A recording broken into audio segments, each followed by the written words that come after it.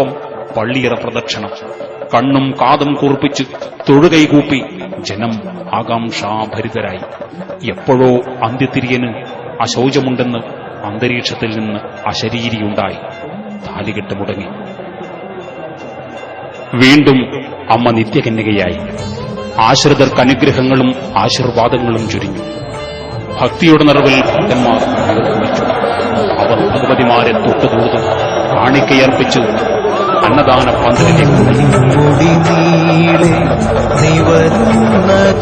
കാണാൻ ആശകൾ വഴിപാടാക്കി മാറ്റിയോ. മുടിനീളെ നിവരുന്നതു കാണാൻ ആശകൾ വഴിപാടാക്കി മാറ്റിയോ.